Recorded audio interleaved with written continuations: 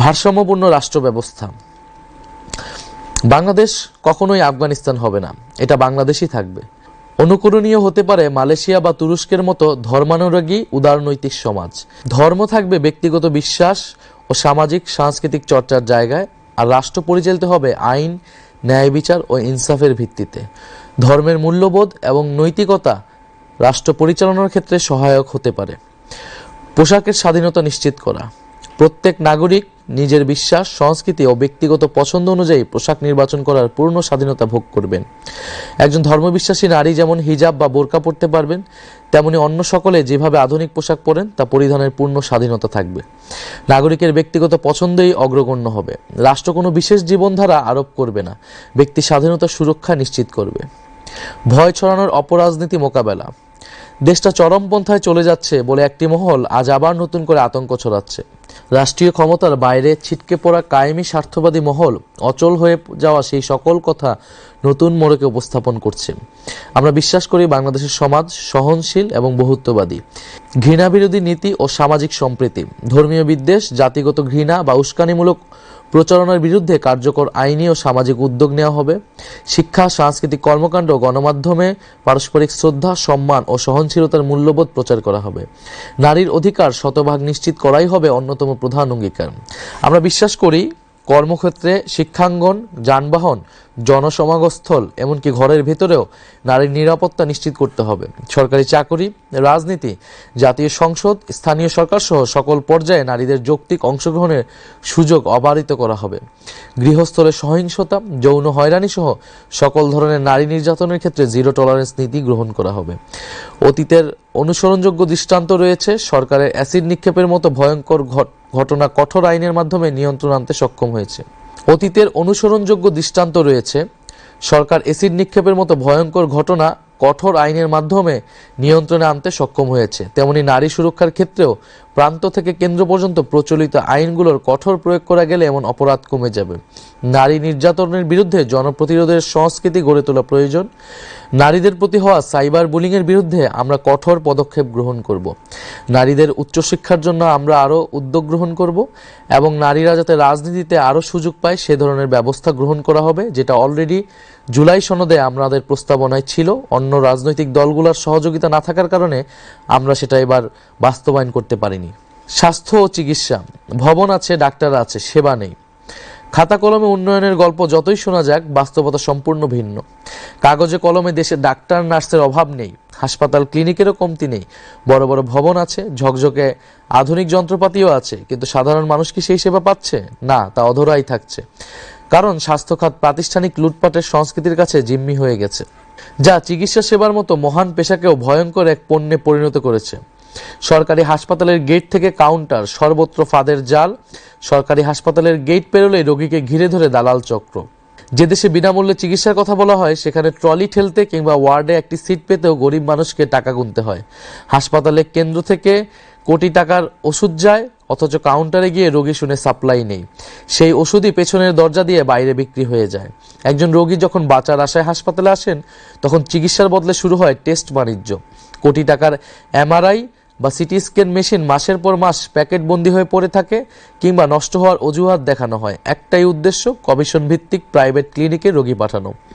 অকারণে ধরিয়ে দেওয়া হয় অপ্রয়োজনীয় টেস্টের লম্বা তালিকা। দিন শেষে মধ্যবিত্ত ও দরিদ্র মানুষ সর্বশান্ত হয়, কিন্তু কাঙ্ক্ষিত সেবাটুকু পায় না।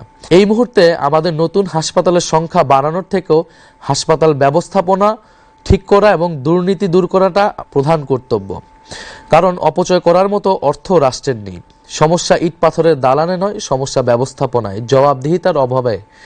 হাজার হাজার কোটি টাকা ব্যয় করে নতুন ভবন নির্মাণের চেয়ে বিদ্যমান সম্পদের দুর্নীতিমুক্ত ব্যবহার নিশ্চিত করাই সময়ের প্রধান দাবি। সবচেয়ে সুস্বাদু হালিম, রাঁধুনি হালিম। হালিম হোক রাঁধুনি হালিম। জনগণ যদি এনসিপির উপর আস্থা রেখে রাষ্ট্র পরিচালনার দায়িত্ব দেয়, অর্থনৈতিক এবং বাণিজ্যিক ঘাটতি এবং কারো ওপর নির্ভরশীলতা ক্রমান্বয়ে কমিয়ে এনে আমরা ভারসাম্যপূর্ণ কূটনৈতিক সম্পর্ক তৈরি করব। আমরা অগণতান্ত্রিক শাসকদের নতজানু নীতিকাঠামো ভেঙে জাতীয় স্বার্থকে প্রাধান্য দিয়ে আত্মমর্যাদাপূর্ণ স্বকীয় পররাষ্ট্রনীতি গ্রহণ করব। এছাড়া দক্ষিণ এশিয়ার দেশগুলোর সাথে সম্পর্ক বাড়াতে সার্ককে পুনরুজ্জীবিত করা হবে এবং আসিয়ানে যোগ দেওয়ার চেষ্টা অব্যাহত থাকবে। মুসলিম বিশ্বের সঙ্গে রাজনৈতিক, অর্থনৈতিক ও কৌশলগত সম্পর্কের উন্নয়ন ঘটানো হবে। প্রবাসে থাকা নাগরিকদের সমস্যার সমাধান ও দ্রুত সেবা প্রদানের লক্ষ্যে পৃথিবীর সকল প্রান্তে বাংলাদেশ মিশন স্থাপন করা এবং কূটনীতিকের সংখ্যা বৃদ্ধি করা হবে। লক্ষ্য হবে পৃথিবীর সম্ভাবনাময় সকল দেশে নামেমাত্র খরচে দক্ষ জনবল রপ্তানি করা এবং তারা যাতে কোথাও কোনোভাবে হেনস্থার শিকার না হয় সেই সুরক্ষা দেওয়া। পারস্পরিক শ্রদ্ধা, ন্যায্যতা, সহযোগিতা হবে আমাদের পররাষ্ট্রনীতির মূল ভিত্তি। আমরা আমাদের সশস্ত্র বাহিনীকে নিয়েও পরিকল্পনা রেখেছি।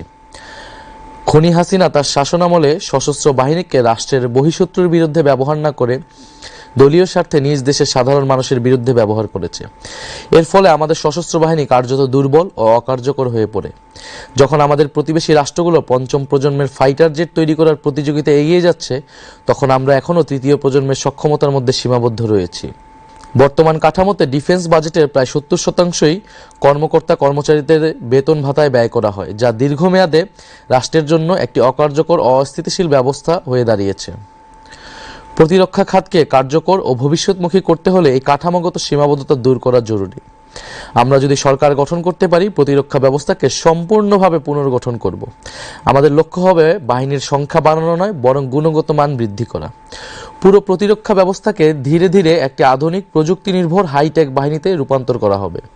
একই সঙ্গে দেশের 18 ঊর্ধ্ব সক্ষম তরুণ তরুণীদের জন্য বাধ্যতামূলক মিলিটারি ট্রেনিং চালু করা হবে। এতে দেশব্যাপী জনভিত্তি সম্পন্ন এক গণপ্রতিরক্ষা ব্যবস্থা গড়ে উঠবে। ফলে আধিপত্যবাদী শক্তির বিরুদ্ধে রাষ্ট্রীয় প্রতিরোধ সক্ষমতা বৃদ্ধি পাবে এবং দীর্ঘমেয়াদে রাষ্ট্রের বিনিয়োগকৃত অর্থের অপচয় কমবে। একটি কল্যাণমুখী রাষ্ট্রের দায়িত্ব হলো প্রতিটি নাগরিকের জন্য ন্যায্য মূল্যে ভোগ্যপণ্য নিশ্চিত করা। লাগামহীন দ্রব্যমূল্যে মানুষ যখন হিমশিম খাচ্ছে, তখন সরকারের ভূমিকা হবে সক্রিয়ভাবে বাজারে শৃঙ্খলা ফিরিয়ে আনা। দক্ষিণ এশিয়ার দেশগুলোর মধ্যে বাংলাদেশের নিত্য পণ্যের মূল্য সবসময় সর্বাধিক। এর কারণ এদেশে ব্যবসায়ী, রাজনীতিক ও আমলাদের একটি দুর্নীতিগ্রস্ত চক্র বাজার নিয়ন্ত্রণ করার মাধ্যমে প্রচুর অর্থ নিজেদের পকেটস্থ করে। আমরা সরকার পরিচালনার দায়িত্ব পেলে দ্রব্যমূল্য স্থিতিশীল রাখতে বিশেষ গুরুত্ব দিয়ে কাজ করব। কৃত্রিম সংকট সৃষ্টিকারী ব্যবসায়ী, রাজনীতিক ও আমলাদের সিন্ডিকেট ভাঙা হবে। এমন দুষ্টচক্রের বিরুদ্ধে আইন করে তাদের দ্রুত বিচারের আওতায় আনা হবে। কৃত্রিমভাবে বাজার নিয়ন্ত্রণ, কারসাজি ও অবৈধ মজুতদারি প্রমাণিত হলে অপরাধীরা কঠোর শাস্তির মুখোমুখি হবে। কৃষকরা যাতে তাদের শস্য ও কৃষিপণ্য কাউকে কোনো চাঁদা বা তোলা না দিয়ে বিক্রি করতে পারে এবং পাইকারি ব্যবসায়ীকেও যেন কোথাও কোনো 1 টাকাও না দিতে হয়, সরকার তা নিশ্চিত করবে। কঠোরভাবে এই পদক্ষেপগুলো নিশ্চিত করা গেলে বাজারে কৃষি পণ্যের ন্যায্য মূল্য নিশ্চিত করা সম্ভব। চাঁদাবাজ ও মধ্যস্বত্বভোগীদের কারণে অযৌক্তিকভাবে সারা দেশে সাধারণ মানুষকে পণ্যের অতিরিক্ত মূল্য দিতে হয়। সরকার ন্যায্য মূল্যের বাজার ব্যবস্থা এবং OMS কর্মসূচি বিস্তৃত করবে, যাতে নিম্ন ও মধ্যবিত্ত মানুষ সহজে সুলভে পণ্য কিনতে পারে। প্রতিবেশী বৃহৎ দেশটির উপর নির্ভরশীলতা কমিয়ে একাধিক বিকল্প উৎস থেকে আমদানি বাড়ানো হবে, যাতে আমাদেরকে কেউ পণ্য বন্দী করে বিপদে ফেলতে না পারে। বাজারে প্রতিযোগিতা বাড়াতে নতুন ব্যবসায়ী উদ্যোক্তা চিহ্নিত করে তাদের সহজলভ্য ঋণ ও সরকারি সমর্থন দেওয়া হবে। কাঁচা পণ্য সংরক্ষণের জন্য কোল্ড স্টোরেজ, সরবরাহ ব্যবস্থাপনার আধুনিকায়নের জন্য ডিজিটাল বাজার ব্যবস্থা এবং দ্রুত পরিবহন ও এর ব্যয় ন্যায়সঙ্গত করতে কার্যকর ব্যবস্থা নেওয়া হবে। মৌসুমী পণ্যের জন্য সরকারিভাবে আগাম পরিকল্পনা করে মাল কিনে তা মজুত করা হবে। আমাদের লক্ষ্য স্পষ্ট, একটি ন্যায্য, স্বচ্ছ ও জনবান্ধব বাজার ব্যবস্থা প্রতিষ্ঠা করা। বিগত স্বৈরাচারী সরকারের আমলে বাংলাদেশের পুলিশ বাহিনী কার্যত একটি দলীয় বাহিনীতে পরিণত হয়েছিল। তাদের অত্যাচার ও জুলুমের কারণে মানুষ আওয়ামী লীগ, ছাত্রলীগ ও যুবলীগের মতো পুলিশকেও পুলিশ লীগ নামে ডাকতে শুরু করেছিল। দেশে এমন পরিবার খুঁজে পাওয়া কঠিন যারা তখনকার পুলিশি নির্যাতনের শিকার হয়নি। জুলাই গণ অভ্যুত্থানেও পুলিশ ব্যাপক নৃশংসতা করেছে। আমরা সরকার গঠন করলে জুলাই বিপ্লবের সময় এবং এর পূর্বাপর 15 বছর ধরে যে সকল পুলিশ কর্মকর্তা ও সদস্য হত্যা, নির্যাতন, জুলুম, মিথ্যা মামলা, দস্যুবৃত্তি করে অর্থ লোপাট ও ঘুষ দুর্নীতির সঙ্গে সম্পৃক্ত ছিল, তাদের প্রত্যেককেই বিচারের আওতায় আনা হবে। এমন সকল বিচার সম্পন্ন করার পাশাপাশি বাংলাদেশ পুলিশকে খোলনালচে বদলে পুনর্গঠন করা হবে। দেশ ও জনগণের সেবা হবে পুলিশের একমাত্র মন্ত্র। আইন শৃঙ্খলায় রক্ষায় দলীয় সংকীর্ণ মনোভাবের সংস্কৃতিকে কবর দিয়ে বাহিনীকে জননিরাপত্তার বিশ্বস্ত সহযোগী হিসেবে গড়ে তোলা হবে। বাংলাদেশে বিচার চাওয়া আজ দীর্ঘ, ক্লান্তিকর এবং অনেক সময় হতাশাজনক এক যাত্রা। একজন মজলুম মানুষ যখন অন্যায়ের বিরুদ্ধে দাঁড়াতে চান, তখন তিনি শুধু একজন প্রতিপক্ষের বিরুদ্ধে নয়, একটি জটিল ও দুর্নীতিগ্রস্ত ব্যবস্থার বিরুদ্ধে লড়াই শুরু করেন। থানায় মামলা নিতে অনীহা, তদন্তে দীর্ঘসূত্রিতা, আদালতে তারিখের পর তারিখ পড়া এবং ব্যাপক অর্থ ব্যয়ের চাপ সব মিলিয়ে বিচার এদেশে ধরাছোঁয়ার বাইরে চলে গিয়েছে। আর ঘুষ, আদালতের দরজায় পা রাখলেই যেন শুরু হয় অবৈধ লেনদেন। নথি নাড়তে টাকা, তারিখ পেতে টাকা, আদেশ পেতে টাকা, ঘুষের বাজারের মহা হৈহুল্লোর মধ্যে বিচারের বাণী স্তব্ধ হয়ে গিয়েছে।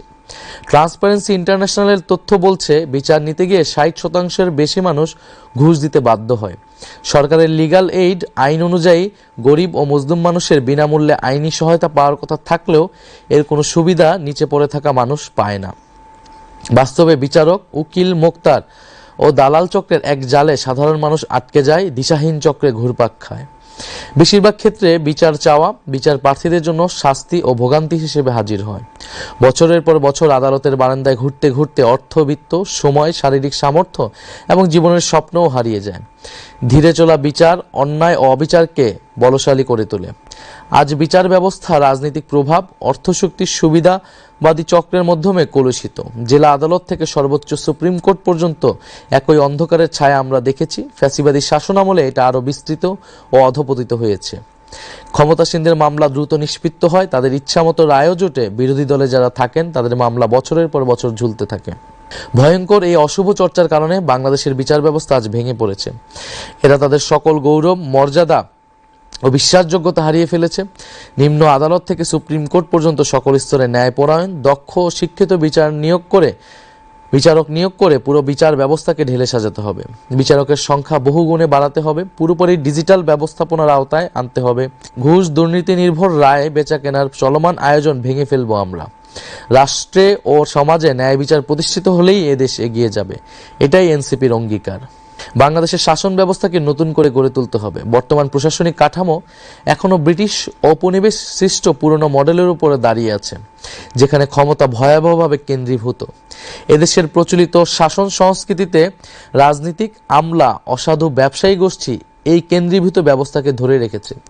ফলে ঢাকার অনুমোদন ছাড়া স্থানীয় পর্যায়ে কোনো সিদ্ধান্তই বাস্তবায়ন হয় না, যা উন্নয়নের গতি বাধাগ্রস্ত করে এবং জনগণের প্রয়োজন উপেক্ষিত থাকে। খাদ্য, কৃষি, বস্ত্র, গৃহায়ন, ভূমি ব্যবস্থাপনা, শিক্ষা ও প্রশিক্ষণ, স্বাস্থ্যসেবা, সমাজ কল্যাণ, পরিবেশ ও দুর্যোগ ব্যবস্থাপনা, নারী শিশু উন্নয়ন এবং স্থানীয় অবকাঠামোগত সেবার মতো অধিকাংশ দায়িত্ব উপজেলা পর্যায়ে হস্তান্তর করা হলে সিদ্ধান্ত গ্রহণে ধীরগতি কমবে। স্থানীয় জনগণের চাহিদা অনুযায়ী কর্মসূচি নেওয়া ও তা বাস্তবায়ন হবে এবং জনগণ সেবা পাবে। কেন্দ্রীয় সরকার মূলত প্রতিরক্ষা, পররাষ্ট্রনীতি এবং জাতীয় অবকাঠামোর মতো বড় বিষয়গুলো পরিচালনা করবে। অন্যদিকে উপজেলা ও পৌর প্রশাসন জনগণের দৈনন্দিন সেবা নিশ্চিত করবে। এমনটি উন্নত দেশগুলোর প্রশাসনিক কাঠামোতে চালু আছে। জনপ্রতিনিধি ব্যবস্থাকে কার্যকর করতে উপজেলা ও ইউনিয়ন পর্যায়ে নির্বাচিত নেতাদের প্রকৃত ক্ষমতা দেওয়া হবে এবং কঠোর জবাবদিহিতার আওতায় আনা হবে। প্রতিটি স্তরে অবাধ ও সুষ্ঠু নির্বাচন নিশ্চিত করা হবে।